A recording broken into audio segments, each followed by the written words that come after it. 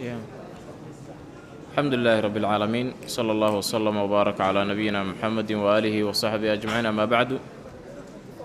درسيغاني waa kii 13 oo ka mid ah risaaladii itxaafu saadati biqasas الصحابة. waxaynu soo gaarnay alqisatu alxaadiyatu والثلاثون qisada 31 zaahirun waa saxaabiga zaahir loo yaqaan iyo wa qowlu rasuulillaahi rasuulka alle ereygiisii sala allahu calayhi wasalama uu yidhi inna zaahira ninka zaahir la yidhaahdo baadiyatunaa waa reemiyigeenna wa naxnu annaguna xaadiruuhu reemagaalkiisa ayaana isaguna reemiyi buu noo yahay wixii aan miyiga uga baahanno oon magaalada laga helin buu noo keenaa annaguna reemagaalkiisaan nahay oo waxa reemiyigu u baahan yihiin oo magaalada yaalla miyigana aysan ka helhaynin ayaannu garab ku siinaa. bulsho labadayda qeybood iskalkaalisa oo garab isu noqota oo iscaawisa oo takaaful ijtimaaci u ka jira weeyaan. marka soomaalidu reemiyiga iyo reemagaalka cadaawad baa ka dhaxaysa, laakiin tan nebigu waa khilaafsan yahay sal alla alayhi wasalam. baadiyatuna wa naxnu xaadiruuh. can anas waxaa laga wariyey anna rajulanin oo min ahlilbaadiyati reemiyiga ka tirsan kaana ismuhu magiciisu wuxuu ahaa zaahiran zaahir ayaa la odhan jiray, wa kaana wuxuu ahaa yuhdii mid u soo hadiyeeya ilaa rasuulillaahi rasuulkii alla sala allahu calayhi wasalama alhadiyata hadiyad ayuu nebiga u keeni jiray min albaadiyati xagga miyiguna uga keeni jiray. fa yujahizu wuu diyaarin jiray huwa asaga rasuulullaahi rasuulka alla sala allahu calayhi wasalama idaa araada markuu doono an yakhruja inuu baxo. tusaale ahaan markuu gelinkii hore hadiyad keeno oo uu nebiga hadiyad u keeno uu rabo galabkii asagu inuu baadiyihiisu ku noqdo baa nebigu sala allahu calayhi wasalam asaga caawinaya oo wuxuu u baahan yahay uu siinaya. fa qaala nebiyu nebigaa wuxuu yidhi sala allahu calayhi wasalama inna zaahira ninka zaahir loo yaqaan baadiyatunaa waa reemiyigeenna. waa sheeganayaa nebigu sal alla alayhi wasalam waa nin annaga naga tirsan oo reemiyiga yaga ah. wa naxnu annaguna xaadiruuhu reemagaalkiisii baan naha. wa kaana nebiyu nebigu wuxuu ahaa sala allahu calayhi wasalama yuxibbu mid jecelhu ninkaa reemiyigaa nebigu waa jeclaa. wa kaana ninkaasi wuxuu ahaa rajulanin damiiman ee foolxun. fa ataahu waxaa u yimid ninkaas annebiyu nebigaa u yimid sala allahu calayhi wasalama yowman maalin walxal huwa asagu yabiicu uu iibsanaya mataacahu alaabtiisa. asagoo suuqa jooga oo alaab gadanaya baa nebigu u yimid sala allahu calayhi wasalam. faxtadanahu gardaduub ayuu u qabtay ninkii min khalfihi gadaashiisa. walxal huwa ninku laa yubsiruhu uusan arkaynin nebiga alrajulu ninkuna nebiga muusan arkaynin. qofkan gardaduubka gadaal uga qabtay maba yaqaanba, ma garanayo. fa qaala ninkii wuxuu yidhi arsilnii isii daa buu yidhi. man haadaa warkani waa kuwa maxaad ii haysataa warna sii daa. faltafata wuu milicsaday ilqoreedka ayuu ka dhugtay ruuxa gardaduubka u haya. fa carafa wuxuu ogaaday annebiya nebigii inuu yahay buu ogaaday sala allahu calayhi wasalama. fa jacala wuxuu bilaabay laa ya'luu inuusan ka gaabinayn maa alsaqa dhajintiisa uu dhajinayo oo maada masderya laga dhigo dahrahu dhabarkiisa bisadri nebiyi nebiga xabadkiisa sala allahu calayhi wasalama. oo nebigu gadaal buu ka soo galo wuu qabtaye markuu ogaaday waxaa gardaduubka u hayaa nebiga inuu yahay xabadkii nebiga iyo asaga garbihiisuna isku aadan yihiin iyo dhabarkiisa nebigu isku tiiriya. markii hore isii daabu lahayo nin caadi u haystay, laakiin hadda wuxuu arkay jir qaymo badan iyo ooga aad u wanaagsan oo jirkii nebiga ahoo barakaysan iyo kiisu inay ishayaan. waa isku sii dhejiye marka iga fuuq ma jirto. wa jacala wuxuu bilaabay annebiyu nebigu sala allahu calayhi wasalama yaquulu inuu leeyahay man ruuxeebaa yashtari iga iibsanaya alcabda addoonkan. waa iga iibe ninkan yaa iga iibsanaya. waa la kaftamayaa nebigu. gardaduubbu inta u qabtay war addoonkan waa iibayaa iga gadanaya. fa qaala wuxuu yidhi yaa rasuulallaahi rasuulkii allow idan haddaba haddaad i gadatid wallaahi ilaahay baan ku dhaartay tajidunii waadi ogaan kaasidan inaan ahay raqiis buyo foolxumadii baa iga badatayoo shilin iyo taana kuu goyn maayo wallaahi maanta dhan magaalada haddaa igu wareejinaysa waxaad dareemaysaa nin gobonnima ku dhammaatay oo dulqaad badan inuu yahay suuqa bartankiisa inta lagu qabtaa leeyaa iga iibinaya waad i ceebaysa sidii addoommadii baad ila hadashay midna ma jirto waxaad alaana waxba kuu goynaynbi faqaala nebiyu nebigaa wuxuu yidhi sala allahu calayhi wasalama laakiin cindallaahi ilaahay agtiisa lasta ma tihid bikaasidin mid raqiiska a ma tihid buu yidhi ow qaala nebigu wuxuu yidhi laakiin cindallaahi ilaahay agtiisa anta adugu qaalin ruux qaali ka ahata ilaahay agtiisa buu xadiidkan axmed baa wariyey tirmidina waa wariyey shamaa'ilkiisa ayuu ku soo saara wuxuu inoo faa'iidaynayaa dhowr qodob ay ka mid tahay bulshada qaybteeda magaalada deggan iyo qaybta miyiga deggan inay yihiin bulsho aan kala maarmin kuwan magaaladu waxay hayaan waxaan miyiga laga helin kuwa miyiguna waxay hayaan waxaan magaalada laga helin nolosha sidaa haddii loo fahmo oo reer magaalkuna u arkaan reer miyiga inaysan ka maarmaynin kuwa kalena ay u arkaan inaysan reer magaalka ka maarmaynin dad isla jaan qaadi kara ayay dadku noqonayaan laakiin hawshuba hadday taagan tahay macno ma leh walaalkaa miyiya naag magaalaba oo aadan u haysanba wax jiraba inuusan ahayn geel jira iyo ninaadan aqoonbi geeri ku fiican tahay la yidhaahdo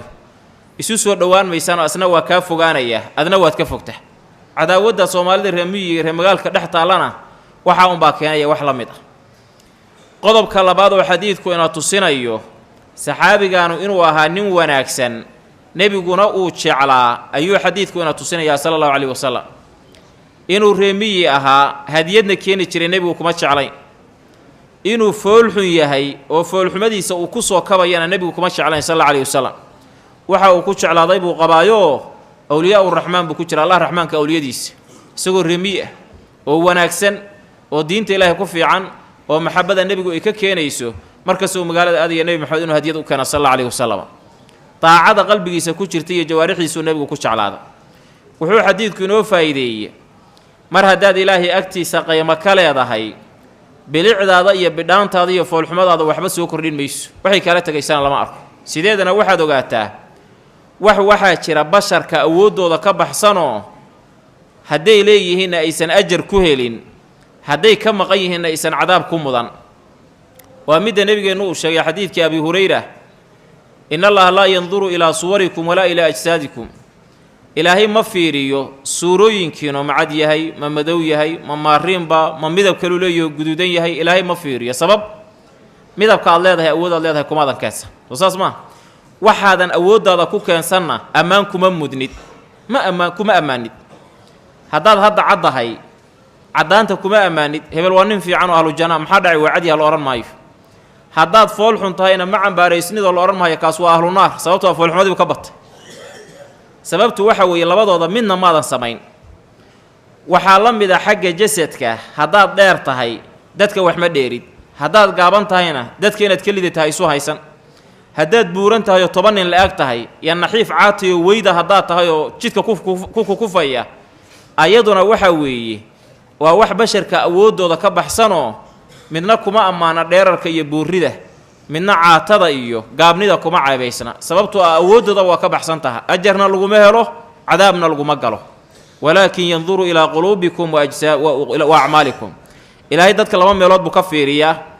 qalbigaaga waxa ku jira ilaahay waa eegayaa ma wax sanba mise waa wax xun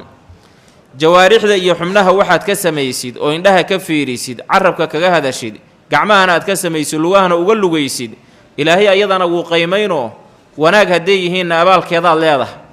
xumaan hadday yihiinna ciqaabkeedaad mudantaha haddaan alla iska kaa cafin waa la fahma qodobkaasoo ma aha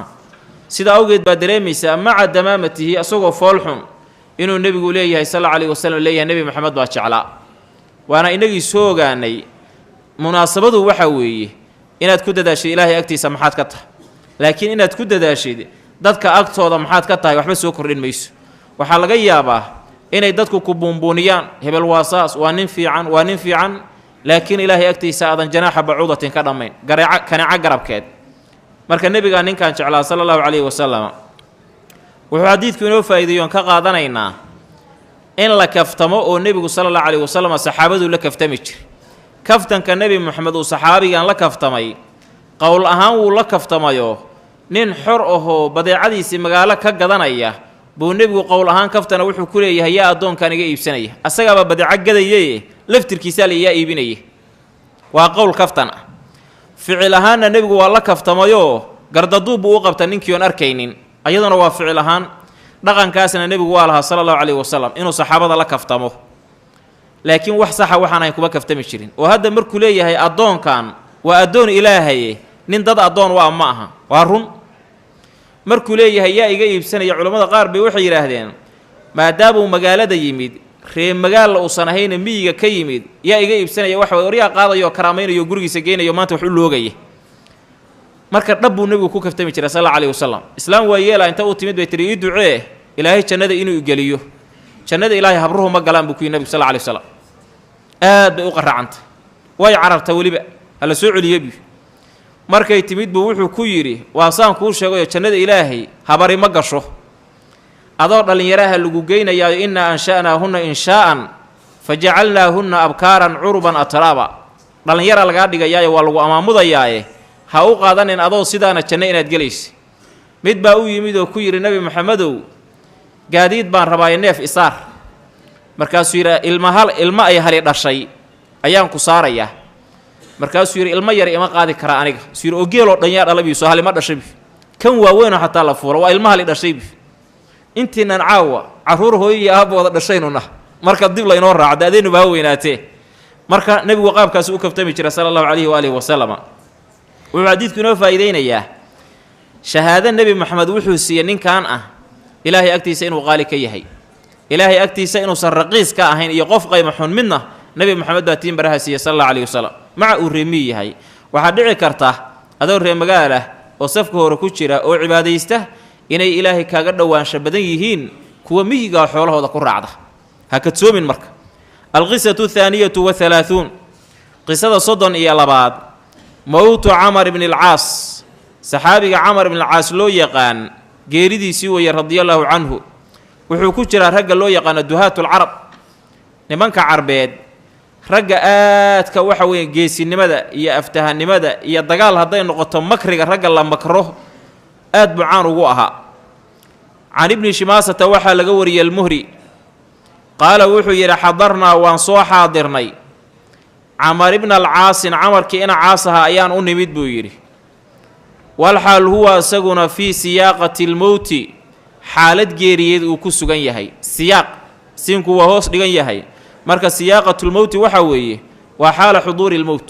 xaalad ay geeridii ku soo xaadirtay ayaan u nimid yabkii asagoo ooyaya tawiilan aad oohin dher ayuu ooyayey waxawala wuu wareejiyoo leexiyey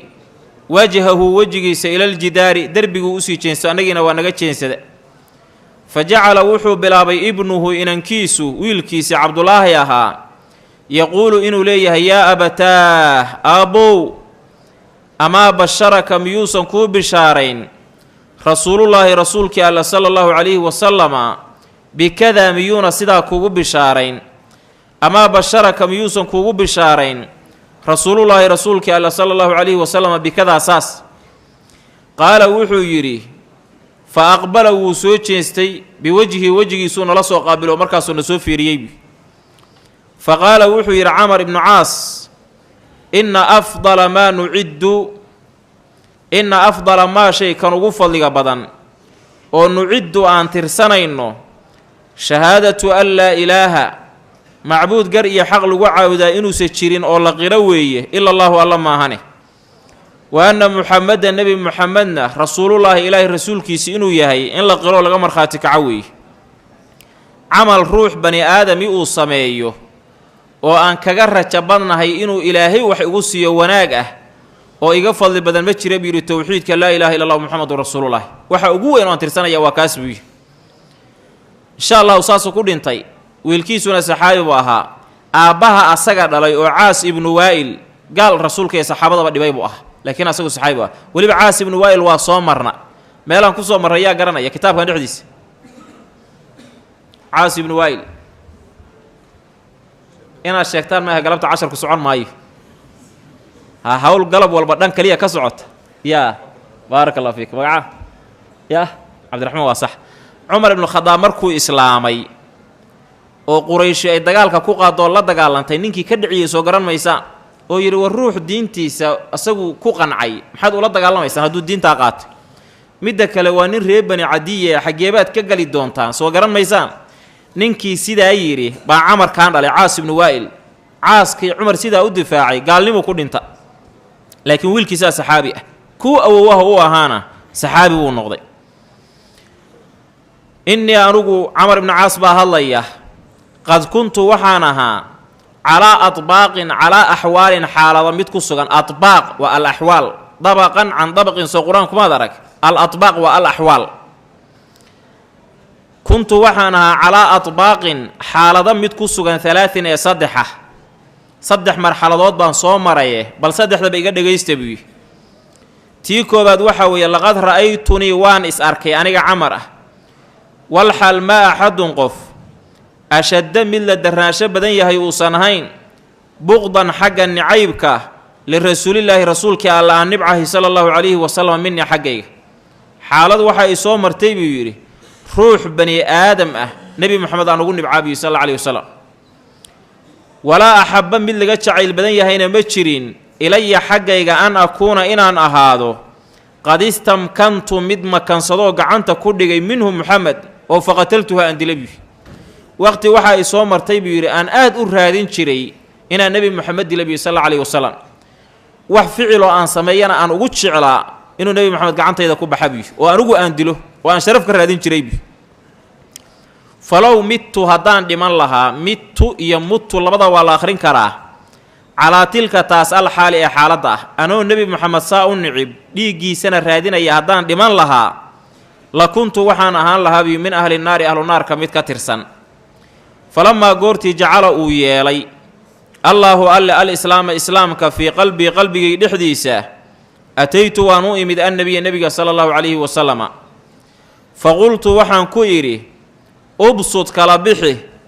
yamiinaka gacantaada midig fala ubaayicka waan kula baayactami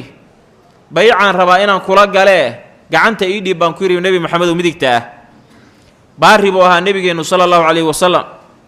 fa basata wuu fidiyey yamiinahu midigtiisuu u soo taagay qaala wuxuu yidhi markuu nebigu midigtii soo taagay inuu soo taagana anigu aan codsaday faqabadtu waan laabtay bi yaddii gacanteed waa ka laabtay bi anaan codsaday marka hore ii soo taag ku idhi waan baycaan kula gelayahay markuu ii soo taagana anaa ka laabtay bi qaala wuxuu yidhi maa laka maxaa kuu sugnaaday yaa camar ibnu caasow codsigaagii baan kuu yeelay maxaad gacanta ula noqotay gobonimada nebiga fiiri sal alay slam awalba gaal in nicib baad ahayd haddana gacantii baad la noqotay ilaahay ku fogee muusan odhan laakiin maxaa kugu dhacay buu qaala wuxuu yidhi qultu waxaan idhi aradtu waxaan doonay an ashtarita inaan shardi xirto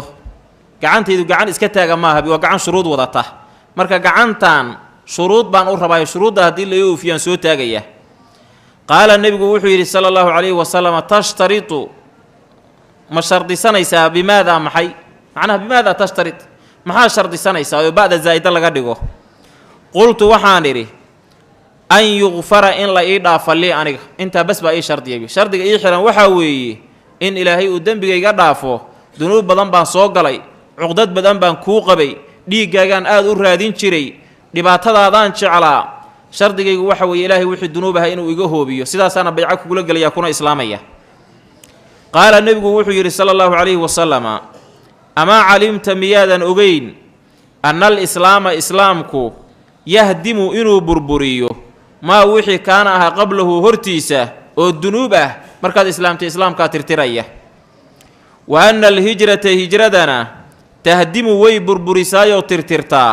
maa wixii kaana ahaa qablahaa horteedoo macaasi ah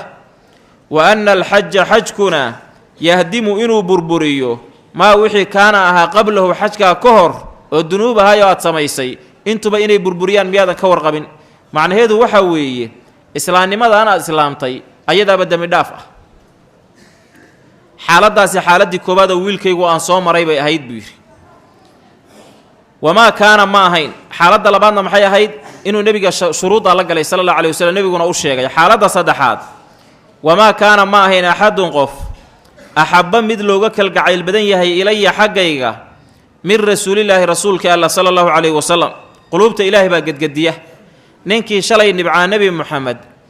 wax adduunka u arkana ugu jeclaa dhiigga nebi moxamed inuu daadiyo baa maanta wuxuu leeyahay qof ma jirin axabba loo kalgacayl badan yahay iyo jacayl ilaya xaggayga min rasuulillahi sal alla alayhi wasalam walaa ajalla mid la weyn yahay fii caynaya labadayda indhood minhu xaggiisa qof indhahayga ku weyn oo agtayda macno weyn ka leh oo nebi moxamed ka sarreeyaa ma jirin sala allahu calayhi wasalam wamaa kuntu ma ahayn utiiqu mid kaloo awooda an amla'a inaan buuxiyo caynaya labadayda indhood minhu nebiga inaan si fiican inta u fiiriyo wejigiisa aan si fiican u fiiriyo ma awoodin buu yihi sabab ijlaalan weynayn aan lahu nebiga weynaynaya sal alla alay waslam darteed aad baan uga haybaysan jiro oo u ixtiraami jiray markuu iga soo horbaxo indhahan hoos u roganaya abi sal alla alay wasalam indhahayga toos ugama buuxsan jirin biyo jacaylkaan u qabo walow su'iltu haddii la i weydiin lahaa an asifa inaan tilmaamo hu nebiga maa adaqtu ma kareen buu haddii saaka la yidhahda nebi moxamed noo tilmaan maanan awoodeen buu yidhi oo maxaa dhacay waad la baayactantay waad la kulantay ciidamuu kuu dirsaday wuu kuu yaro waad la fadhiisatay seebaadan u awoodin wuxuu yidhi ma awoodi karin bi si fiican uma fiirin jirin nebiga sal alla alayhi wasalam waa ka xishoon jiro waa jeclaa xaaladaasuna waa xaaladdii saddexaad maaqa xaaladood baan soo mar miduu nebiga raadsan jiro inuu dila rabay kow midda shardiga ah uu xirtay oo gacanta uu laabtay labo xaalad nebi moxamed jacaylka uu jecel yahay ee gaartay inuu indhaha ka buuxsan waayo soo saddex maaha mid kale yaan idinku darayaabi uma wulliinaa waxaa naaloo dhiibay ashyaa'a waxyaalo xilal iyo jagooyin baa naaloo magacaabay buu waqtigii cumar sax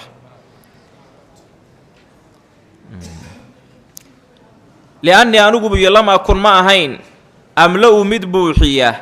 caynaya labadayda indhood minhu nebiga kama buuxsan jirin buy sal alla alayhi wasalam walow midtu haddaan dhiman lahaa calaa tilka alxaali xaaladdaas ayada ah la rajowtu waxaan rajayn lahaa an akuuna inaan ahaado min ahliljannati ahlujannaha mid ka tirsan wuxuu aad u tamaninayaa nebi moxamed intuu noolaa iimaankiisuna madaxa uu ka sarreeyey nebiga indhihiisana uusan ka buuxsan jirin xaaladdaas ayadaa hadduu dhinto rajaa waxaan qabi lahaba inaan janno gala bish waxaad dareemaysaa weli cabsi baa ku jirta xataa xaaladda haddaad dhiman lahayd 100% inaad ahlu janno ahaan lahayd ma uu hubo wuxuu leeyahay rajaan qabi lahaa ilaahay inuu janno i geliyo uma wulliinaa waxaa naaloo dhiibay ashyaa'a waxyaalo xilal baa nooloo magacaabay masar iyo raggii furtoo hogaaminayay uu ka mid ahaa maa adri aana garanayn buu yidhi maa xaaliya xaalkaygu wuxuu noqon doonaa fiihaa dhexdeeda xilal baa la ii magacaabay jagooyin baa la ii dhiibay ciidamaan madax la iga dhigay inaan ku aafoobi doono iyo inaan sugnaan doono war ma haya buu fa idaa goorta ana anigu midtu aan dhinto falaa tasxabannii yaysan i raacin naa'ixatun qof dumar oo baroor diiqata ba'nayey hoognayey waxa weeyaan gumownayey islaan qaylinaysaay oo baroor diiqanaysaa yaysan isoo raacin biyo meydkayga taasi waa qodob walaa naarun dab shidanna yaan laiga soo dabaqaadin biyo dab la ila soo dabageli fa idaa goortii dafantumuunii aad i ayaastaan fashannuu shuba calaya dushayda adturaaba carrada iyo ciidda shannan shubid ciid igu shuba biyo markaad godka ay dhigtaan uma aqiimuu nagaadoo jooga xawla qabrigayga dhinacyadiisa qadra maa shay qadarkii wax la eeg tunxaru laga gowraco jazuuru neef geel ah oo jiimka la kordhigo jazuur waa neef geel ah oo wayuqsamu la qaybiyo laxmuhaa hilibkeeda xataa asta'nisa saan idiin weheshado bikum idinka oo wa andura aan u eego maadaa maxay baan uraajicu ugu jawaabayaa bihi maagaba rusula rabbigay rusushiisoo malaa'igtii qabriga igu imaanaysay haddaad i ag joogtaan waan ka fiirsanayaa buu yidhi waxaan ugu jawaabi lahaa muslim baa xadiidkan wariyey fii saxiixihi wuxuu inoo faa'iidaynayaa dhowr qodob kow waxaa ka mid ah islaamka iyo hijrada iyo xajka saddexduba inay yihiin acmaal waaweyn oo macaasidii ka hor la sameeyey burburisa qofkiina ka dhigaysa qof daahir ah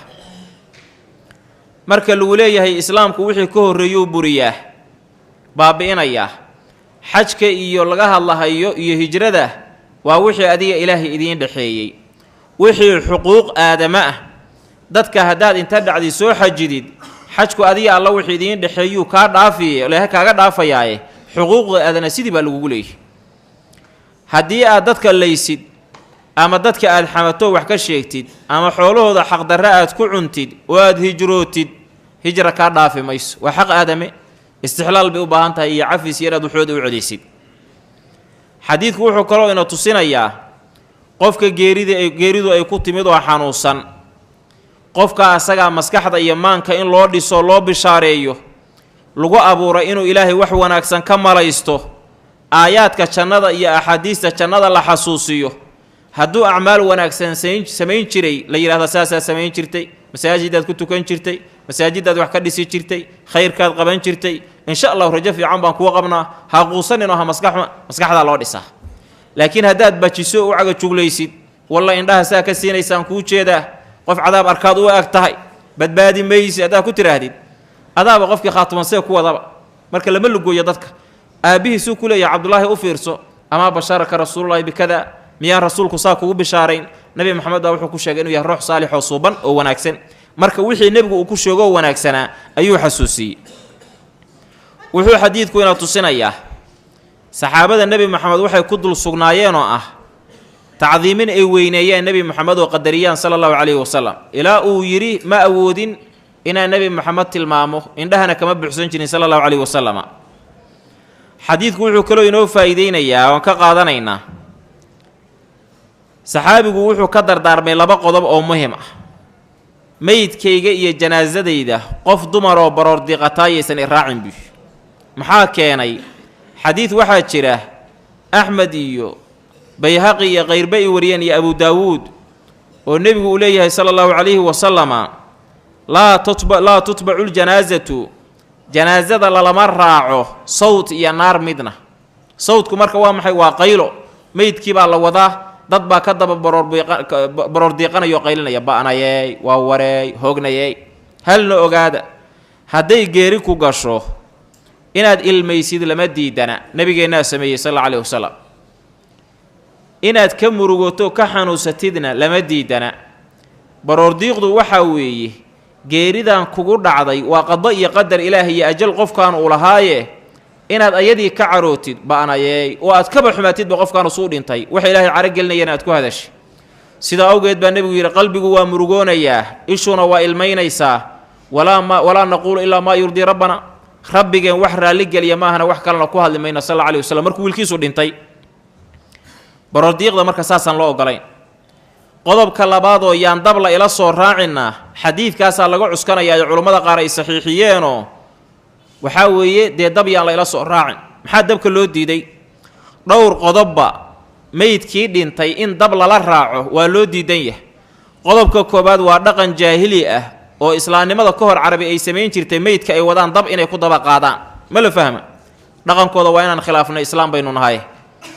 qodobka labaad waxay bixinaysaa dabkan aad ka daba wadidi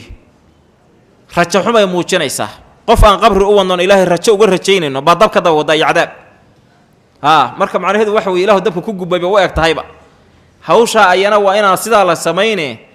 wax kaleeta la sameeyo oo qofkii meydkiisa caadi loo qaado dab aan laga daba wadin qodobka saddexaad nebigaaba reebayba sala allahu calayhi wasalam oo yidhi dab yaan lala raacin qofka meydka ah intaas marka la isku daro meyd ka dhintay in dab laga daba qaadaayo ma bannaana waa dhaqan jaahili ah xadiidku wuxuu inoo faa'iideynayaayoo kaleeto qofka meydka ahoo dhintay meydkiisa marka la aasayo carradaa lagu shubaa dadka qaar baa waxaad arkaysaa marka meydka la aasayo waa sheekaysanayaan waa kaftamayaan waa ciyaarayaan ma aha meeshaan qaar baad waxaad arkaysaa markay meydka aasayaan wax aadaabtii meydka khilaafsan bay la imaanayaanoo badeellada la isku qabsanahayaa gobollada soomaaliya qaybo ka midana markay badeellada ku ridahayaan waxay yidhaahdaan baaro weynow boorma kaa kacay bay ku yidhaahdaanba badeellada lagu ridayo hees bay tirinayaan marka meydkii bay haystaan marka boorma kaa kaca dam inta lagu siiyo arrinkaasi waa khata taana haddii la diiday dabkii caadiga ahaa ma bannaan tahay sigaar in lala raaco ka warrama sigaarkaa ka sii daran dabku marka hore caadi buu ahaaba shaaha lagu karsanahaye waa la kulaaxaye dhib ma lahayn laakiin sigaarku sidiisu xaaraam u ahaa asagoo xaaraam ah xagna urayoo qarmoon meydkii inaad la raacdid nebigu uu yidhi yaan lala raacin dab waa jarimo iyo dembi kaleeto lama ogolo marka arrinkaasna xadiidku wuxuu inoo faa'iideeyey qabriga marka la tago qof walba qabriga inay ugu horreeyaan su'aalo la weydiinayo waa fitanka qabriga ka jiray ka mid ah sida awgeed inaad ilaahay weydiisatid inuu ilaahay kuu fudayo kugu sugo nebigeennuna waa badin jiray sala allahu calayhi wasalam wuxuu xadiidku inoo faa'iideynayaan ka qaadanaynaa meydkii la aasay qabrigiisa cabbaar in lagu dulnagaadaay inay fiican tahay qabrigayga xoogaa sii jooga aan weheshadee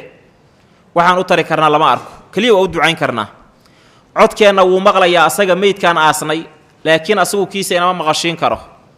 qofka codkeenna maqlayana qabriga kama soo bixi karo awood uma leh asaguna nolol kalow galay aynaguna teenna horaan ku sugannahaa marka wax loo tari kara lama arko laakiin waa loo ducayn karaa ilaahay baa loo baryi karaa waxbaa loo sadaqayn karaa arrimaha waa loo samayn karaa laakiin codkeenna wuu maqlayaa meydkaasi alqisatu thaalitatu wahalaahuun qisada 33 abulhaytham saxaabiga loo yaqaano weeye qiso ku saabsan can abi hurayrata waxaa laga wariyey radia allahu tacaala canhu qaala wuxuu yidhi kharaja wuu baxay annebiyu nebigaa soo baxay sala allahu calayhi wasalama fii saacatin saacaddaasoo laa yakhruju uusan soo bixi jirin fiihaa dhexdeeda gurigiisa uusan ka soo bixi jirin waqti duhurkii camal ah oo kulul oo uusan gurigiisa ka soo bixi jirin uu soo baxa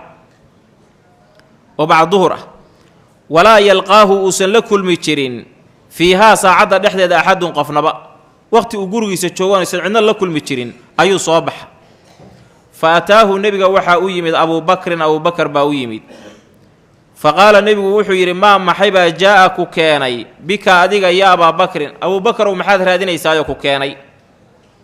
fa qaala wuxuu yidhi kharajtu waan soo baxay alqaa saan ula kulmo rasuulallaahi rasuulkii alla sala allahu calayhi wasalam inaan kula kulmaan rabe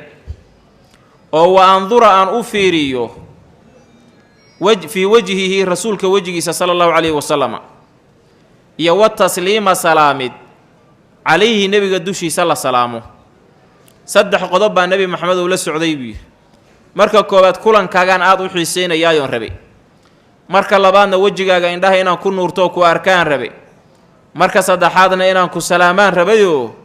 inuu nebi maxamed salaanta kaa qado wa calayka asalaam waraxmatullaahi wabarakaatuhu kugu yidhahda waa duco qaymo badan falam yalbath muusan sii joogin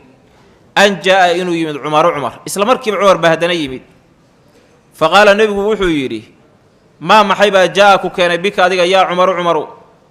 qaala wuxuu yidhi aljuucu gaaja ay keentay yaa rasuulallahi rasuulka allow cumarna gaajaa keentay abuubakarna gaajaa keentay waa ka afgobaadsanaya waa xishooda laakiin cumar wax la qarqariya ma aqoon saraaxib u ah gurigii baan gaajo la fadhin waayo gaajaan la soo cararay qaala wuxuu yidhi abuu hurayra faqaala rasuulullaahi rasuulkii allah wuxuu yidhi sala allahu calayhi wasalama wa ana anuguna qad wajadtu waan dareemay bacda daalika arrinkaa qayb ka midaan la fadhin waayo gaajaan la fadhin waaye abuubakarna markaas yidhi wallahi na gaaja ay haysay fandalaquu way tageen ilaa manzili abilhaytha bni atayihaani alansaariy abulhaytha bnu tayihaan nin loo yaqaanoo ansaareed gurigiisay aadeenoo nebigaa yidhayna keena ninkaasaan gurigiisa aadaynaaye wa kaana wuxuu ahaa rajulan nin kahiira nakhli oo timir badan beero timiruu lahaa iyo washaa'i ari ashaa'u waa ari walam yakun uma ahayn lahu asaga khadamun wax shaqaalaana ma lahayn falam yajiduuhu maysan helin markay gurigiisa tageen bay asagii waayeen fa qaaluu waxay ku yidhaahdeen limra'atihi xaaskiisii ayna xaggeebuu ku sugnaadou aaday saaxiibukii saaxiibka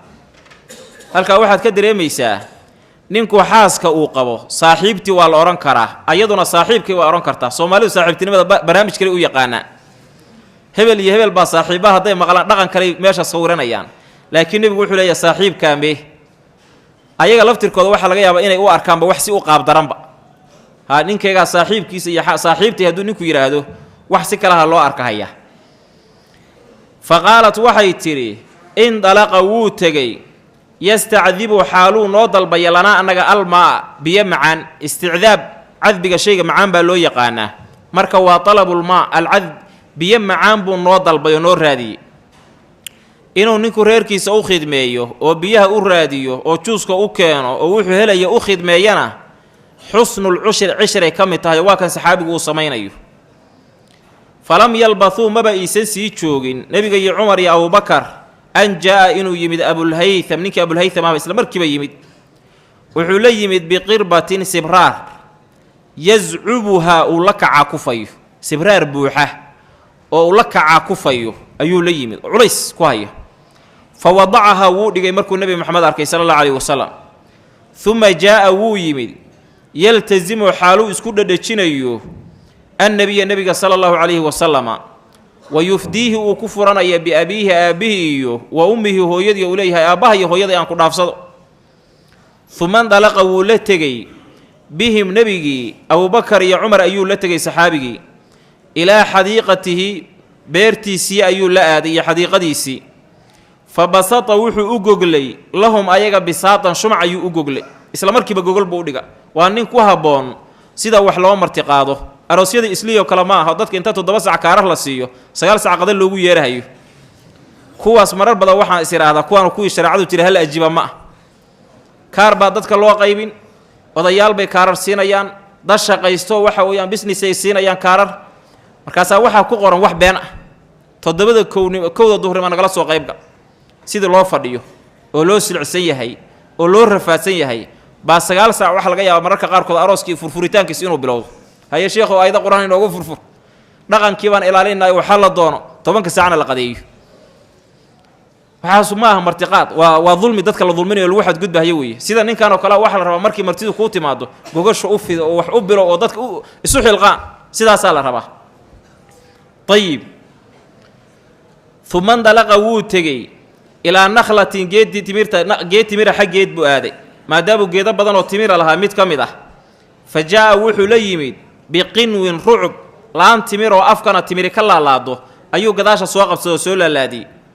fa wadacahu nebigu usoo dhigay sal allahu calayhi wasalam. karaamadaa deg deg ah hosuu isu saarayo, beertii buu geeyey, gogoshiibuu dhigay, isla markiiba waa orday, laan timiruu keenayaa,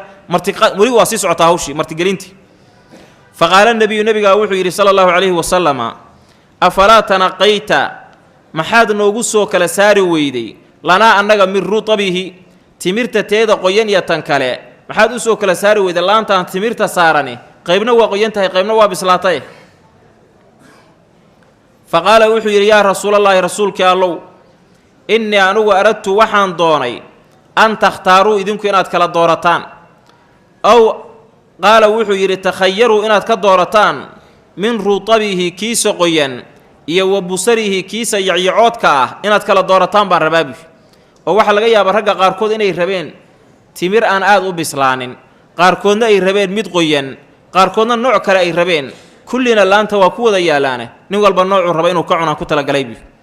fa akaluuhu timirtii bay cuneen, wa sharibuu cabbitaankiina waa cabbeen min daalika almaa'i biyahaas ayaga waa biyihii odaygu keenay abulhaytham soo garanaysana macaanaa. biyihiina waxbay ka cabbeen, timirtiina waxbay ka cuneen. fa qaala rasuulullaahi rasuulkii allah wuxuu yidhi sala allahu calayhi wasalam, cumar iyo abubakar buu la hadlayaa, haadaa cuntadaani iyo cabbitaankan waladii allihii baan ku dhaartay nafsii naftaydu biyadihi gacantiisa ay ku jirtaye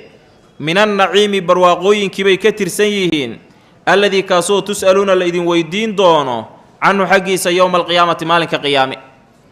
waaya oo waabana la marti qaaday cidna maanaan dhicine qiyaamada maxaa naloo raacanayaa nebi allow? su-aasha dadka qiyaamada la weydiinayo midna waa la xisaabtan qofku xumo u galay lagala xisaabtamo, midna waa cardi ilaahay abaalka iyo minnada uu kuu galay laguu soo bandhigo. su-aashaani marka waa icdaad ilaahay uu tirinayo. biyo qabow ma ku siiya maalinkaas? ilaahayow haa. miyaanan maalinkaa ku siin nicmadaas kale? ilaahayow haa. waa abaalka ilaahay uu kuu galayoo qiyaamada wax lagaa weydiin maahane ma aha in la leeyahay maalinkii biyahaad cabteen baad naar ku gelaysaan oo lagula xisaabtamayo. markaasaa nebigu wuxuu sheegay nimcooyinka la weydiinayo: dillun hoos, baaridun qabow, iyo wa rutabun timir, dayibun ee wanaagsan, iyo wa maa-un biyo, baaridun qabow. intaasaad isla hesheen biyo, guryihiinnana mar dhow gaajaad kula jiri lahaydeen, walla waa barwaaqooyin la idin weydiinayo. fandalaqa wuu tegey abulhaytham baa tegey. nebigi iyo abubakar iyo cumar cabitaan bay cabbeen, cuntana waa heleen. weli cunto kaluu soo wada gobonimo intuu ka qabo liyasnaca suu ugu sameeya lahum ayaga طacaaman raashin tii hore muqadimay ahayd iyo hordhac faqaala nebiyu nebigaa wuxuu ku yidhi sala allahu calayhi wasalama waa kuu jeedaayo xoolaad qalaysaayo neef baad noo loogaysaaye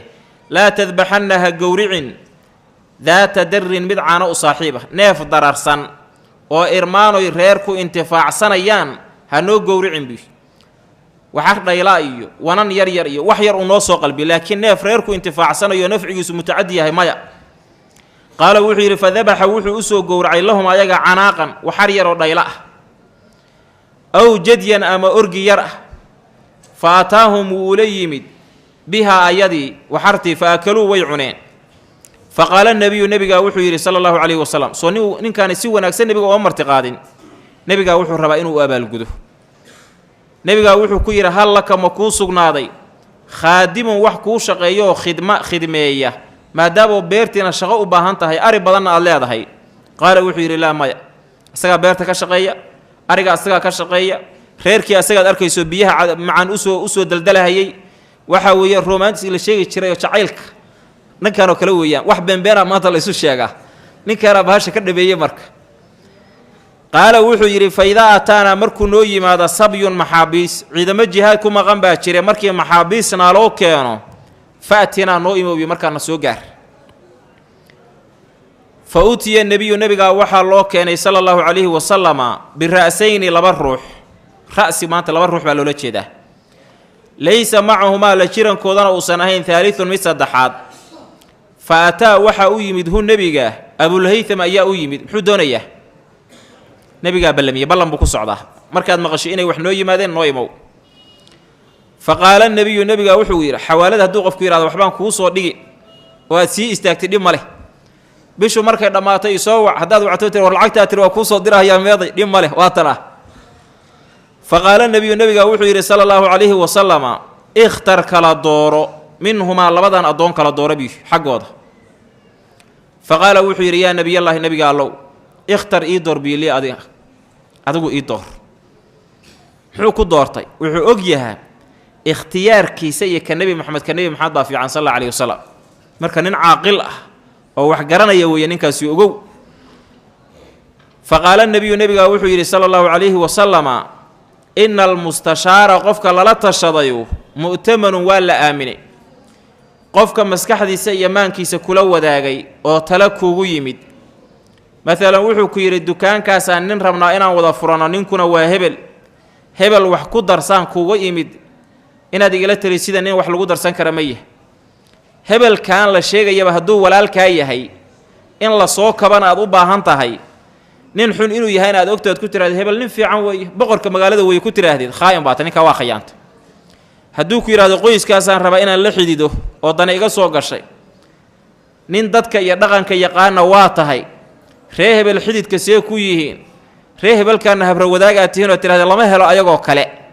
ninkii kula tashaday umaadan danayne khaa'in qabyaaladaystaa hata marka waxaa la rabaa qofka kula tashadayu waa ku aaminaya inaad ammaanadaas ayadaa u gudid nebigu wuxuu yidhi khud qaada haadaa kan fa innii anugu ra'aytu waan arkay hu asaga yusalli asagoo tukanahaya oo waxaa isweydiin mudan hadduu tukanaya xaggee laga keena soo duulaan ma maqnayn oo gaalo laguma duulin ninkan tukanahaya oo duulaanka lagu keenay muxuu yahaa waxaa laga yaabaa intii la soo waday inuu dhex ku islaamay marka islaamnimadiisuna way anficin waana addoon ninkii qoriga caaraddii kugu islaamiyey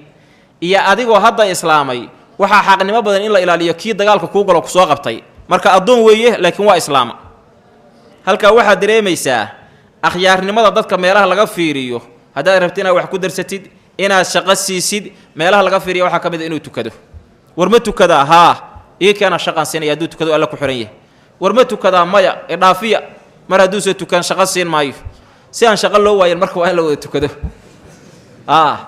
ilaahay baa shaqo adduunya mid aakhara ku siinayay tuko salaadaada tuko shaqo aad ku heshidna ha u tukanine alla dartii u tuko waad helaysaa waxaa rabtidi wastawsi u dardaaran bihi asaga macruufan maadaama ruux muslima yahay asaga qaadoo ha kuu khidmeeyo codsiga aan wataa waxa weeye inaadan ku xadgudbinoo wanaag aad u dardaarantid mar walba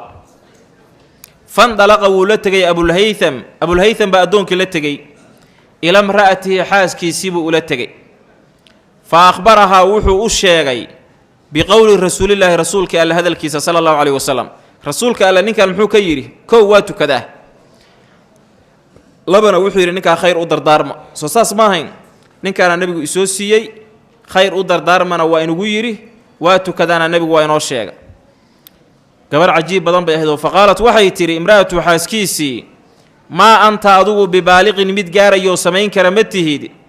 maa wixii qaala uu yidhi fiihi dhexdiisa annebiyu nebigu sal alla alayhi wasalama ilaa an tuctiqahu inaad xoraysid maahane khayr u dardaaran soo nebigu ma odhan eraygii nebi maxamed oo ninkaa khayr inaan u gallaa ah keliya waxaan ku fulin karnaabay tidhi inaan shaqaalo la'aan iska ahaano ilaahay dartiin aan u xorayna ninkaas muslimka oo tukada ma hadda shaqaala'aan baa jirtee maalin walbana anaa biyuhu i rafaadiyeene adigu guriga unbaad iska fadhidaay ninku beerta ha ii fala muusan odhane qaala wuxuu yidhi fa huwa asagu catiiqun dar alluu xor u yahay laa wuusan jeergaanma iisoo dhaaminayn walaa beer buusan ii falayn walaa waxa weeye ari buusan ii raacayn dar alluu xor u yahay qowlkii nebigaana weli lagu tixgelinayaa sala allahu calayhi wasalam nebigaa warkii loo sheego waxaa la yidhi ninkii aad sii dhiibto addoonka ahaa waa xorooba reerkiina weli sidii bay shaqala'aan u yihiin markaasaa nebigu wuxuu rabaa suuro inuu ka bixiyo ninka ilaahay qof wanaagsan oo zawjaha saalixada inuu ku aadiyaayey inay arrin cajiiba tahay fa qaala nebiyu nebigaa wuxuu yidhi sala allahu calayhi wasalama in allaaha alle lam yabcad ma soo dirin nebiya nebi walaa khaliifatan ruux khaliifana ma soo dirinoo dhulka maamula ilaa walahu ruuxa waxaa u sugnaada bitaanataani laba saaxiib hoosaad bitaanada waxa loo yaqaan batnigu waa caloosha soo maa caloosha waxbaad ku ridataa waxbaad gashataa cuntaad cunin cabitaan calooshaad ku ridan ruux sirtaado dhan aad u sheegatid sida calooshaada aad wax ugu aamintidoo kaleeto oo xun amasan ayuu qof walba leeyahay bitaanatun saaxiib hoosaad oo ta'muruhu fartaa bilmacruufi wanaagga wa tanhaahu ka reebtaa canilmunkari xumaatada qof ilaahay wuxuu ku aadiyaa qofkaas midna ilaahay wuxuu ku aadiyaa wa bitaanatun iyo saaxiib hoosaad laa ta'luuhu aan ka gaabin khabaalan hoojin ilaahay saaxiib xun inuu kugu lamaaniyo oo aan weligaa ka daalaynin inuu kula gooyo waa ku khayaanayaa waa kaa been sheegayaa shirqool buu maanta dhan kuu maleegayaa meelo darab buu taagan yahay sixir iyo fal iyo balaayu ka daba laabanayaa silic iyo sinxariir buu kula daba taagan yahay qofna kaasaa lagu salladaa waman yuuqa qofka laga ilaaliyo bitaanata sawi saaxiib xun qofkii laga ilaaliyo saaxiib hoosaad xun faqad wuqiya qofkaa waa la ilaasho shar iyo balaayaba waa laga ilaashay muslim iyo tirmidi baa xadiidkan wariyey lafdigana tirmidi baa iska leh waxaa la mid a qaybtan xadiidkii caaisha oo nebigu uu yidhi man weliya minkum camalan qofkii camal qabta masaajid buu joogaa suuquu joogaa dukaamuu mas-uul ka yahay xil dowladeed iyo wuxuu hayaa mansab iyo jago sare madaaris iyo iskuulaad buu joogaa xaas iyo reer buu leeyahay oo reer buu mas-uul ka yaha man weliya minkum camalan qofkii uun idinka mid oo shaqo qabta oo fa araada allaahu bihi khayran ilaahina uu khayr la doono waa shaqaynayaa ilaahina khayr iyo guul buu la maagay jacala lahu wasiiran saalixan la taliyo wanaagsan buu ilaahay ku aadiyaabi ma fahante sidaa awgeed qofka shaqaynayoo la taliyo xun alla ku aadiyey astaan iyo daliil waxay u tahay ilaan ilaahay khayr la doonin qofkii shaqaynaya oo ilaahay ruuxu wanaagsan ku aadiyana calaamad iyo daliil loo daliishan karo weeye ilaahay inuu khayr la maagay laakiin boqolkiiba boqol lama goyn karo maxaa ka mid a qofka wasiirka ahoo saalixahoo wanaagsan in nasiya dakarahu hadduu qofkan shaqada haya shaqadiisii wax ka mid a halmaamo wuu xasuusin waa tukan rabtay waxbaad sadaqaysan rabtay meel heblaad u safri rabtay alaabtii baad ka tagtay waxaad ka halmaantuu ku xasuusinaya wa in waxa weeyaan dakarahu acaanahu shaqadii aad haysay haddaad xasuusan tahayna kaalmo iyo garab buu kugu noqonoo wuu kula kalkaalaya waxay ku tusinaysaa marka zawjo saalixada ilaahay inuu kugu aadiyey sheekh yuusuf xogweyne galabta soo ma ducaynayn dhallinyaro badan baa galabta faatixa muraadka loo maro waad maqlayse ilaahu zawjo saalixaasi waa muhim inaad raadisay zawjo saalixa ah oo khayrka kugu kaalmaysa adiguna nin wanaagsan laftirkaagu inaad tahay oo saalixa waa muhim ciyaal suuqa kuwa waxay koraan sheekhu gabar iisoo raadi wadaad ah oo adigu maxaad wadaad noqoti oo salaada tukati oo daraagiska iska daysi oo khayrka ku dadaashi gabadha wadaadda ma albaab meel laga soo jiidahayaa waxaad arki doontaa mise waynu soo marray abu talxa iyo umu sulaym isagoo gaaluu soo doona wuxuu hadduu wanaagsan yahay cid walbaa jecel isagoo gaal ah buu inta umu sulaym u yimid buu wuxuu ku yidhi waan ku rabaa muxuu ku jeclaaday waa qof ahludiina waa qof wanaagsan waa kaa markaasay ku tiri adoo kale nin la diida ma tihid bay tiri gaal ba noqo kowdhe laakiin nin la diidi kara ma tihid laakiin hal cilaad leedahay adiguna gaal baa tahay anna muslimad baan ahay meher ii kaa qaban maayo diinteedan ii kaa ogolayn ma islaami kartaa shuruud xataa kugu xiri maayay tiri meherkaygana waxaan ka dhiganayaa tawxiidka aad ku dhawaaqday tiri wuu soo fogfakaray diyaar baan ahay wuu islaamay meher kama ay rabta marka laa ilaaha ila allahdu ku dhawaaqay ayada meher u ah inuu ninkaasu badbaaday aakhiradiisa iyo adduunkiisaba ninkii qisadaa warinaya wuxuu yidhi gabar muslimad ah oo ka meher fiican adduunka lama arag bay gabadhaas sababtoo ah gabdhaha kale meherkoodu waa wax manfaciyo ayaga u soo noqonaya lacag bay ka qaadanaysaa ayadaa laga yaabaa inay ku danaysato ama ilmaheeda laakiin tani meherkeedii qof bay aakhiradiisa badbaadisay adduunkiisaba oo cadaab ilaahay ka korisay weliba nin ugaas dhaqameed oo oday ah ayib xadiidkani wuxuu ina tusinayaa dhowr qodob kan koobaad waxaa weeye saxaabadii nebi moxamed oo akaabirta ahidoo waaweynayd iyo nebigoo la socda sala allahu calayhi wasalama duruufta iyo xaajada nololeed oo kulaylka badan oo ay ku noolaayeen oo guryahooda kula jiri waayeen waa qayb ka mida dersi iyo cashar marxaladdii ay diintan usoo mareen iyo dhibkaas intay diinta faraha ka qaadaan waa shaqaysan kareen laakiin ilaahay baa ku hanuuniyey subxaana wa tacaala saxaabada nebiga sal alla alay waslm arrinkaas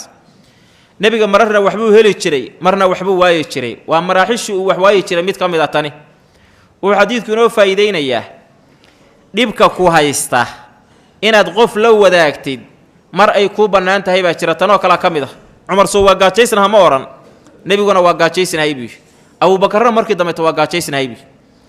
ciddii markaad isleedahay hawshan waxbay ka qaban kartaa baahida iyo dhibka ku haysa waad la wadaagi karta maalan waad xanuunsanta war iska warran waa xanuunsanahaad leedahay maxaad xanuunkaaga u sheegan waxaa laga yaabaa inuu weli ilaahay yahadoo intuu kuu duceeyo faatixada kugu akhriyo ilaahay uu kuu aqbalo soo kamaad faa'iidin sheegitaankaagii waxaa laga yaabaa inuu dhakhtar yahayoo uu kuu sheego meesha lagaa hayo kabacdina daawo aad qaadato ku caafimaadid waxaa laga yaabaa inuu dhaqaalo haysto adna aad baahantaho ku caawiyo waxaa dhici karta intaa midna inaysa jirin laakiin cid wax kaa qaban karta uu kugu hago ku geeyo marka waad u sheegan kartaa baahidaada shardi waxaa ah markaad dhibkaaga sheeganaysid waa inaadan ilaahay ka ashtakoonaynin war ilaahay baana dhibay oo waxa weeye sakaraad baanu nahay oo tan iyo intaasoo sanana xanuunsana waa inaysan ka ahayn ilaahay ka sheegan maysi qofkan unbaad u sheeganaysaa waana cidaad isleedahay waxbay ka qaban kartaa xadiidku wuxuu inoo faa'iideyn inay bannaan tahay in lagu dhaarsado adan cidna ku dhaarsan talow xaggee laga qaadanaya bal ha la sheego adoon cid ku dhaarsatay jirin oo tooba suuratu tooba barabisla kula soo baxday baad dhaaran kartaa xaggee xadiiskan wey xadiiskan salamatul akwac gormaynu ka soo tagnaa kanaan ka hadlaya kan waladii nafsii biyadihi nebi maxamed baa dhaartay ilaahiga naftaydu gacantiisa ay ku jirtaan ku dhaartay sal alla alay waslam yaa dhaarsaday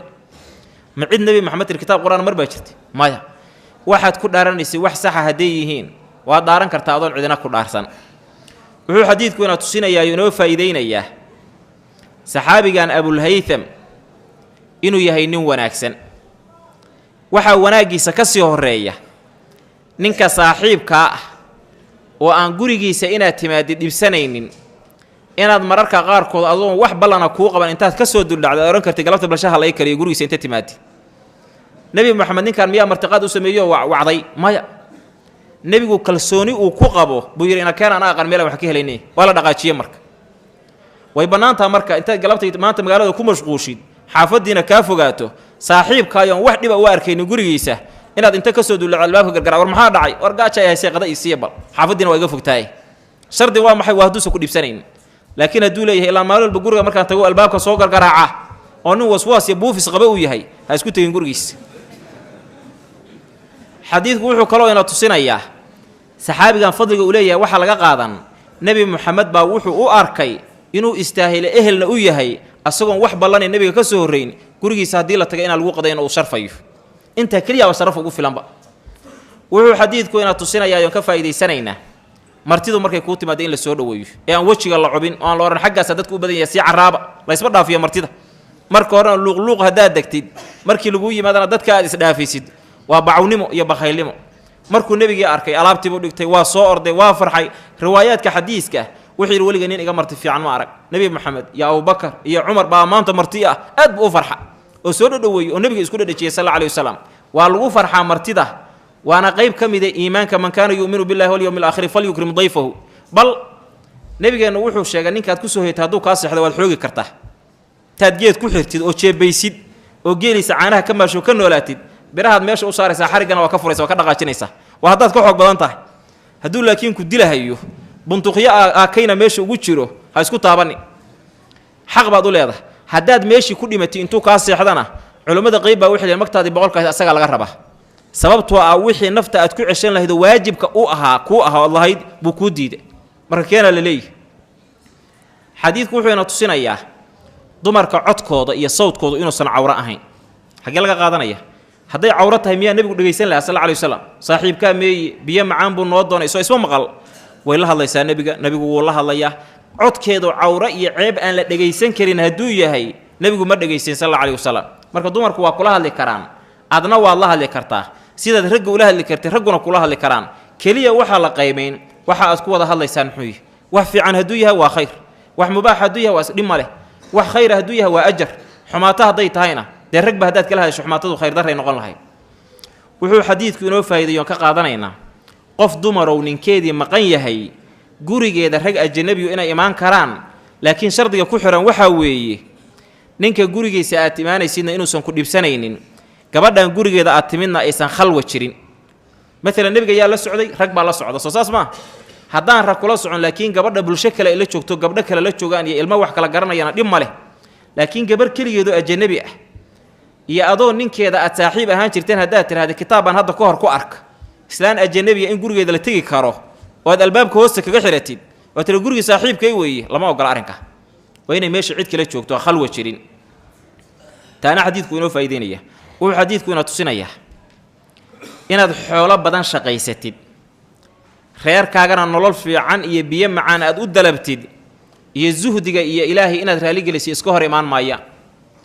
hadda ka hor baan waxaan arkay nin dhallinyarahoo facebooka ku qoray wuxuu leeyahay maanta waxaan soo dhegaystay sheekh khudbaynaya islii dhexdeeda dadkana wuxuu kala hadlahaya zuhdiga adduunka in lagu zaahido cil ba iga qabtay markaasaan dabcabi inaan khudbada asagoo wada ku qayliyo intaasuu facebooka ku qora war maxaad ka rabtaa wuxuu leeyahay islii buu guryo ku leeyahay buu dadkiina zuhdi buu kala hadlahaya zuhdiguusa fahansanay oo hadduusan islii guryo ku yeelan ma aduu ku baryi laha oo gacanta kuu dawarsan lah inaad dhaqaalo tabcatid oo dadka bani aadamkaa baahidooda ka kaaftoontid ummaddana aad wax ku tartid milyan dheerra aad noqotid iyo zuhdiga iyo waracnimada iyo alla kacabsiga iska hor imaan maayaan abubakar raggii dhaqaalaha roonaabu ka mid aha saxaabada nebi maxamed cuhmaan ibnu cafaan ninkaanoo intaasoo beerood iyo intaasoo ari lasoo saxaabadii ma aha wa maca daalika waa zuhaad zuhdiga dadku maaha in adduunyada laga tago adduunyada ka shaqayso zuhdigu waxa weye wixii aakhiradaada dhib kuga ah inaad ka fogaato adduun laakiin adduunkaaga u shaqayso xadiidku wuxuu inoo faa'iideynayaa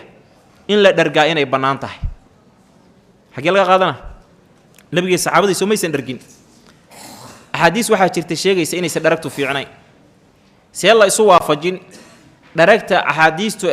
fiicnaanteeda laga digayo waa dharagta joogtada ah saakaad dharagtay oo barqadii baad dharagtay oo duhurkii baad dharagtay oo casarkii baa haddana waxa weya saambuuso isku gurtay war adeero xanuun baabaad ka qaadaysaa tanba waxa ceebaysana waa taas laakiin wixii marmar ah inaad dharagtaaye wax dhiba ma leh alqisatu araabicatu wahalaaثuun qisada 34 ayadaa darsigeena galabta ugu dambaysa maaqa saac wey waa ku dhammayn karaa miqdaad ibnu camrin waa saxaabiga loo yaqaan miqdaad ibnu camrin iyo wa qowli rasuulilaahi rasuulkii alle hadalkiisa sala allahu calayhi wasalam uu yidhi allaahuma acim ilaahyow quudi man ruuxii acamanii iquudiya wasqi ilaahyow waraabi man saqaanii ruuxa i waraabiya ilaahu waraabi miqdaad ma soo marra culumooy meelaan ku soo marra yaa garanaya waa joojinaya casharka haddiidaan sheegin miqdaad waynu soo marra laakiin inaad ii sheegtaan keliyaan rabaa meeshaan ku soo marra miqdaad maa lakum laa tandiquun yaa baaraka allahu fiika waa sax salamatu bnu akwac markuu nimankii gaalada ahaa cayrsaday fawaaristii rasuulka alla sala allahu alayh wasalam oo fardaha saarnay saddexdii nin ugu horreysay abu qataada iyo miqdaad ibnu camrin alkindi ibn alaswad ibnu carwa isla asagii iyo alakhram ibn asad soo saddexda nin ma ahayn waa kan waa isla asagii miqdaadkiina soo marray wey canilmiqdaad waxaa laga wariyey qaala wuxuu yidhi aqbaltu waan soo qaabilay ana aniga iyo wa saaxibaani laba saaxiiboo li aniga ii sugnaatay aniga iyo laba nin oo aan saaxiibannahay oo saxaabo ah oo socdaala ayaa nimid buu yidhi wal xaal qad dahabat ay tagtay asmaacunaa maqalkayagii iyo wa absaarunaa araggayagiiba min aljahdi dhibaato darteed gaajadu markay kaa badato indhaha ku mudabadaa soomaad arag maqalkana dhagaha waxaa kaaga furmaya qowqowqow waxaadan waxba la maqli karin marka dhagihiina waxbaan ka maqli weyne indhihiina waxbaan ka arki weynaa gaajo darteed buy fa jacalnaa waxaan bilownay nacridu inaan u bandhigaynaa anfusanaa naftayada calaa asxaabi rasuulilaahi rasuulka alla sal alla alih wasalam asxaabtiisa waan leenahay war waa dhibannahaye sidaa ha naaloo dhaamo fa laysa axadun qofna maahaynoo minhum ayaga ka mid ah yaqbalunaa midna aqbala hal qof oona aqbala waa ka weyne oo saxaabada dhaqankan laguma aqoona maxaa keenay ayagan waxba ku dhaamin kuwa ay ka soo duldhaceen oo ay wax weydiisanayaan baan waxba ku dhaamin fa ataynaa waxaan u nimid annabiya nebiga sala allahu calayhi wasalam fandalaqa wuu nala tegay binaa annaga ilaa ahlihi qoyskiisii buu nala aaday fa idaa waaba iyadoo 3 acnusin 3 riyaad oo irmaan ayaa guriga u joogta biyo 3 riyaad oo dhashay oo irmaan fa qaala nebiyu nebigaa wuxuu yidhi sala allahu calayhi wasalama ixtalibuu noo soo lisa haadaakan allabana ee caanaha riyaha naasahooda ku jira baynanaa dhexdeenna riyuhu waa 3 raggan saxaabadaana 3 bay ahay nebiga ku dar nebiguna waa 4 nin soo ma aha 3daa riyaadoo irmaan yaani wadaagaynaado waynu wada maaraynaa biyu rasuulka sal alla alay wasalam riyaha yaa lisaya raggaa lisaya ragga soomaalidu ninkii ari maalayo la arka xataa gabdhaha lama siiyo way isku cayaan xataa ninkii ari la wixii hebel arile laakiin nebigu wuxuu sheegay sala allahu calayhi wasalama dadka ariga lahu inay ka macaan yihiin oo ka tawaaduc badan yihiin oo ka khayr badan yihiin dadka geela leh faanka iyo qabweynida iyo cibaado darrada iyo kibirka iyo faaqfaaqdu geeljirahay ku badanta laakiin ree arigaa ka macaan hadduu xataa maanta aad u timaado qof ari haysta neef keliya waa ka samri karaa waa kuu loogi karaa laakiin kan geela le markaa kusoo hoyato uusan caana lahayn geel lugi kama go'do kuleeyahy lugi kama go'do adiga lug baa kugu filan hasha inta kalena waa iga dayacmaysa uu kaa seexanaay ayib qaala wuxuu yidhi fa kunnaa waxaan ahayn naxtalibu kuwii lisa riyaha ayaan soo lisi jirray bi annagaa saxaabada ah fa yashrabu wuu cabbi jiray kullu insaanin mid waliba oo midna annaga naga mida nasiibahu wixii xaq uu yeeshuu cabbi jiray wa narfacu kor ayaan usoo qaadi jirnay linebi nebiga waxaan usoo koryeeli jirnay sala allahu calayhi wasalam nasiibahu qaybtiisa waanu qaybsanaynaa nebigana intiisa annagana taayada qaala wuxuu yidhi fa yajii'u wuu imaan jiray nebigu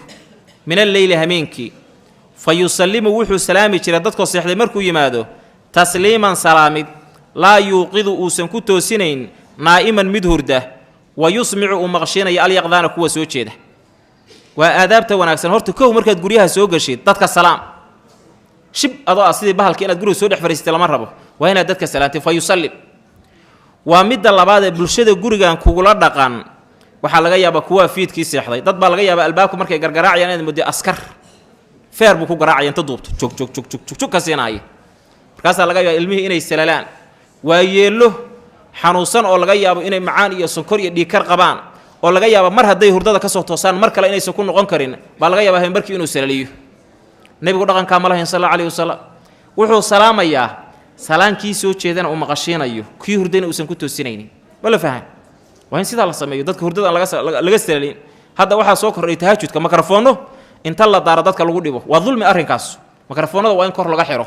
yaa tujinaysa dadka masaajid ku jira soo ma 9 saaco habeenimo 8 saaco waxaa daaran mikrafoonno markaasaa laga yaabaa in lagaa hordu waayo burhaan isteed iyo juujur ay ka siishay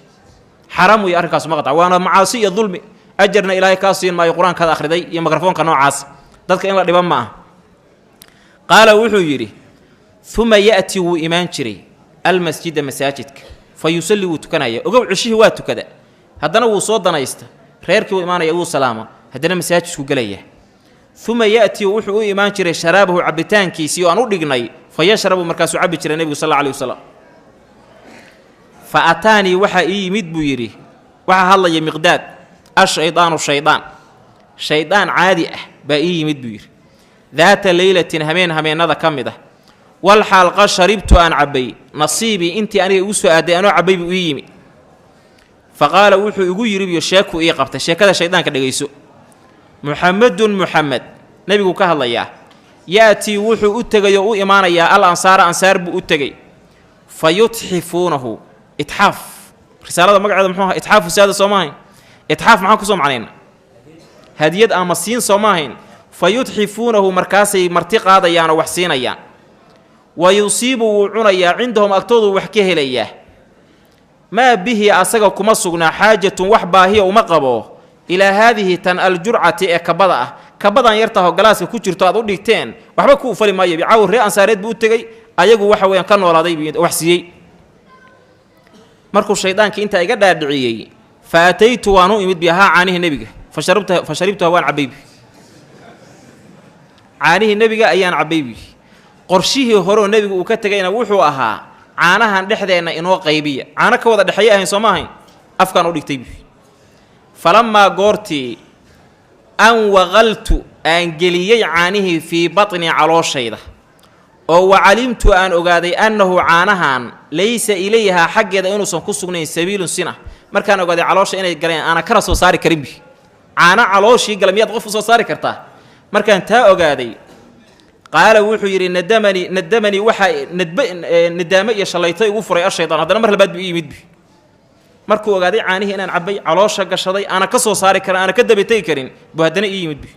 dhegayse hadalkiisiiyo kii hore fa qaala shaydaankii wuxuu yidhi wayxaka inkaaro kugu dhacday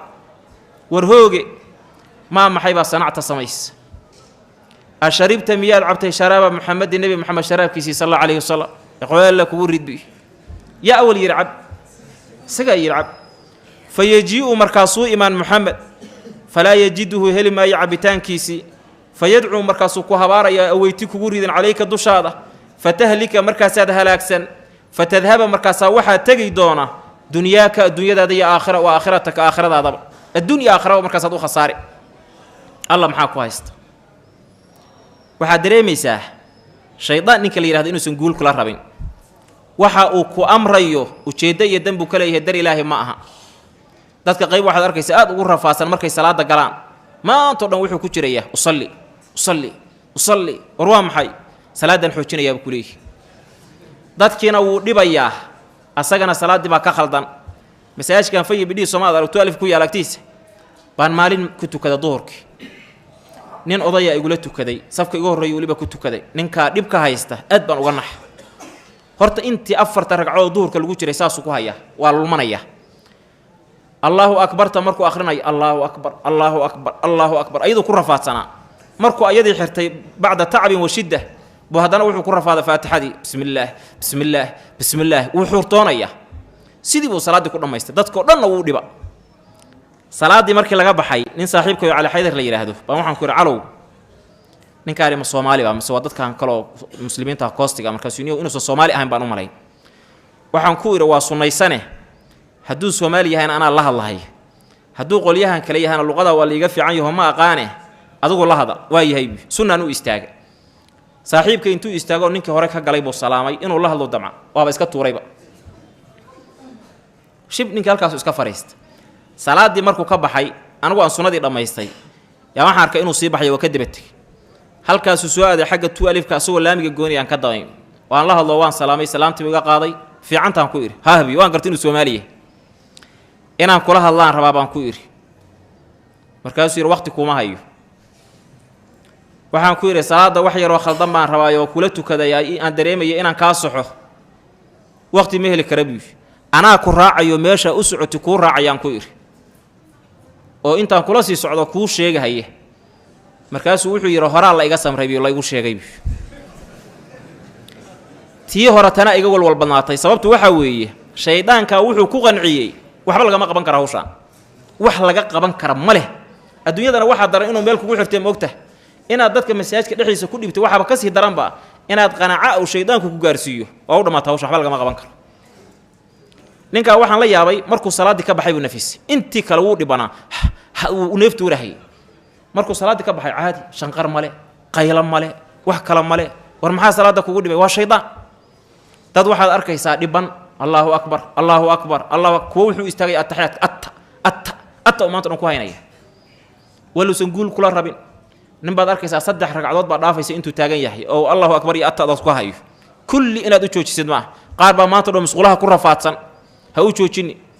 markaad is joojid gumaarka iyo meelahan haddaad soo asqabtay inta biyo ku firdhisid hadduu ku yiraahdo kaadi baa ka socota maahana waa is jadiye biyaha ku shubtay dheh Allahu akbar war salaadi kuuma xirmin waa xirtay ha u joojin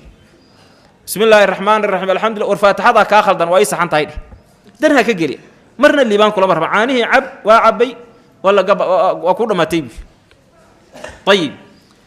wuxuu yiri wa calaya korkayga waxa ahay shamlatun shamla waa soo marartalo maxay ahay shamla meeshan ku soo marartay ma garanaysa shamla xadiidkii Salmaan al-Farisi nabiga markuu ka hadlay wa calayhi shamlatan nabigu waa xabaalaha baqiic jooga oo 2 go qabaan u yimi soo sooran shamladu marka waa go waxaan watay bi go weyn ma ahayna idaa markii wadactu aan dhigaha go aan calaa qadami lugaha markaan saarto kharaja ra'si madaxa banaanka imaanayo soo baxay wa idaa wadactu markaan dhigaha shamlada calaa ra'si madaxaygana kharaja waxa soo baxay qadamaaya labadayda lugood waja'ala wuxuu bilaabay la yaji'uni inuusan ii imaanaynin annum si kastaan yeelo hurdadii waaga soo go'i weedibi dakanuu qaba nabi maxamed caanihiisi buu cabay sallallahu alayhi wasallam marka waa seexan laahay labadeedii saaxiib cidna wax ma kamaysan geysan xogaagooda yarka habay barakaysteen dhag hurday la dhaceen laakiin aniga waa ladii waayay isku day nag waa ma saaxibaaya labadeedii saaxiib fanaama way seexdeen walam yasna'a maysan samayn ما وحي سنعت أن سميه عنه النبي إن عبيه صلى الله عليه وسلم قال وحي فجاء النبي صلى الله عليه وسلم بلاوش فيرس فسلم سلامي كما سيدي كان وها يسلم ضدك ميدو سلامة سلام وسن ضدك توسان سوتش إذا مغشين أيوه كوا هردن وسن كتوسينين ثم أتاه يمد المسجد مساجد كيف صلى ووتو كذا يتلو محاكو حجة ثم أتاه يمد شرابه عبتان كسيبو يم فكشف ضبالك كقاضي عنه حقيس فلم يجد مهل فيه دحيس شيئا وحبا وما يقيس كأنصاره وصومر تقدم حكوا وان كفر بين بو شيء مركو رب وحي الشيطان شيء بين بيها وحبا كتيرين فرفع كربه وقضى براسه ومدحيس الى السماء حق السريع شيطان كمركز سيدو وح السوق العليا سيده هذا وح الصعدان مقداد وحو سوريسان ربا اويتي اسماء الوور هذا وكو دمات sababtoo intii shaydaanku maray soo maro wuu iimaan wuu tukan waxay caanuhu iimaan tabalku ka qaadin wuu arkay inaad cabtay wuu ku habaarin adduunka iyo aakhirada seegin marka intii kale hadda wuu soo arkay hadda nabiga gacmaha taagayo arka faqultu waxaan iribiya al-aana hadda ayuu yad'u ya habaaraya calaya dushayda fa ahlika markaasan halaagsan bi hadday bilaabatay habaarki saasan iska dhaadhacshay bi faqala nabigu wuxuu yiri sallallahu alayhi wa sallam allahumma at'im إلهي وقودي من قفك أطعمني وحسية وأسقي إلهي ورابي من سقاني قفك ورابيه إلهي قفك عنتي سيانا عنتسيه عبتان قفك سيانا إلهي عبتان سيه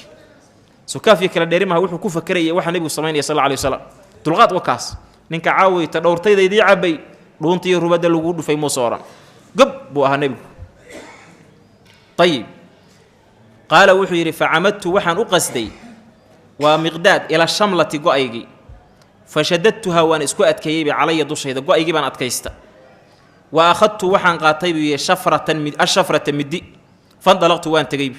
تنابا كسي دربا طلعوا حقيبه أصعده إلى الأعنزي ريه النبي محمد إرمانا بن آديب وحانا إيجا بسدح ذا الرياد أيها توضيبا أسمنو بورا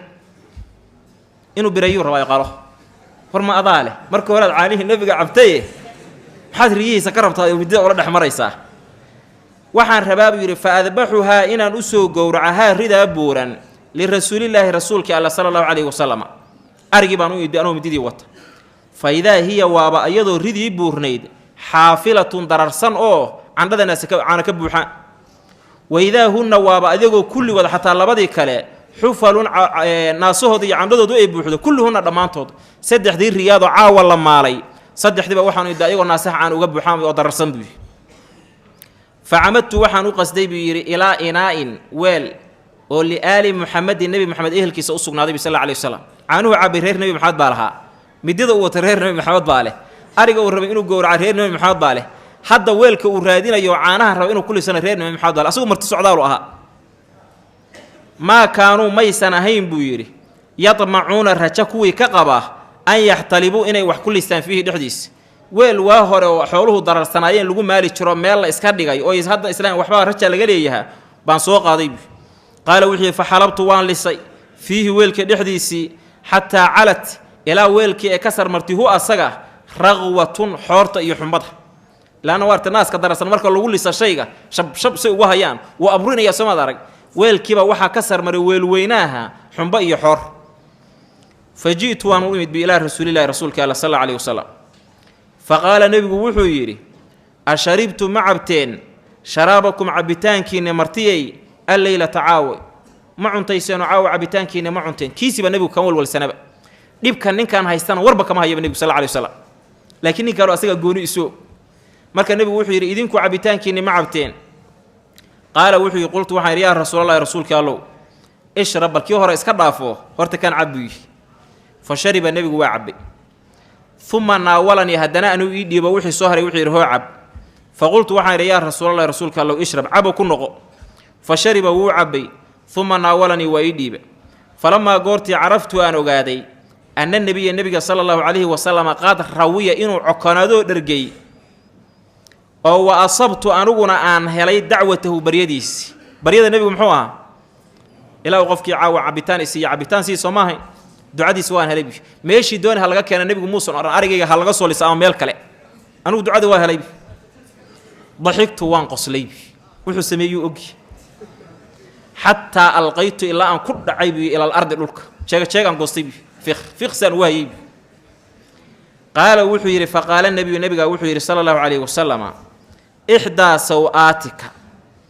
war xumaata ayaad samaysay yaa miqdaadow macnaha facalta saw'ata alfacalaat wax xun oo xumaatooyinka ka mid aad samaysaye warriyow maxaa jira faqultu waxaan idhi yaa rasuulallahi rasuulka allow kaana waxaa ahaa min amri arrinkayga kadaa wa kadaa sidaas iyo sidaas buu xaalkaygu ahaa wa facaltu waxaana sameeyey kadaa wa kadaa saas iyo saasna waa sameeyey adaa sharaabkayga cabbay miyaa adaa riyahayga middo u qaatay miyaa adaa arigayga soo lisay miyaa midna nebigu ma odhan sal alla alayhi wasalam bal u fiirsa hadal wanaaggiisa faqaala nebigaa wuxuu yidhi sala allahu calayhi wasalama maa haadihi tani ma aha ilaa raxmatu naxariiso min allahi alle xaggiisa ka hatay maahane riyihii aan ogaa ilaahay inuu darariyo weelkaan meesha iska dhignay inuu soo buuxsamo caanihii aad cabtay kuwa ka khayr badan in la helo duca aad qaadatid waxaan noocaana ilaahay gacmahaaga inuu karaamaadkaaga ku caddeeyaay waa raxmad ilaahay xaggiisa ka ahaatay alla nebigu gobsanaaya afalaa kunta maxaad u ahaan weyday aadantanii mid oo ogeysiiya fa nuuqida markaa aan toosinno saaxiibaynaa labadeenna saaxiib fa yusiibaani marka ay asiibaan minhaa caanahan karaamaysan oo barakada ku yimid ee karaamaadka aan wax ka siinee maxaad igu sheegi weyda qaala wuxuu yidhi faqultu waxaan idhi waladii allih baan ku dhaartay bacadaka ku soo saaray bilxaqi xaq kula soo saaray maa ubaalii dan iyo heella inaana ka gelaynin idaa haddii asabtu aan asiibay haa caanahaas wa asabtuhaa idaa asabtu haddaan helay buu yidhi haa dacwadaadii iyo baryadaadii oo alla ii aqbalay wa asabtuhaa caanihiina aan cabbay macakaaga la jirankaaga man ruuxa asaabaha cabbayo minanaasi dadka ka mida dankama leebiya ama ha cabbeen ama ha seexdeen ama ha soo jeedeen marba nabi maxamed hadduu ii duceeyey caanana aan kula cabbay ayagiyo aashooda muslim baa xadiidkan wariyey wuxuu xadiidkan inoo faa'iideynayaa saan sheegnay aadaabta salaamta mid ka mida kow wuxuu labaado inoo faa'iideynayaa qofkii wanaag kuu gala in loo duceeyo xaggee laga qaadan ilaahu qofkii wax siiya wax sii soo duco ma qofka wax kuu tara abaal iyo wanaag kugu leh xumaataha ugu abaalgudine wanaag u gal hal jazaa'u lixsaana ila lixsaan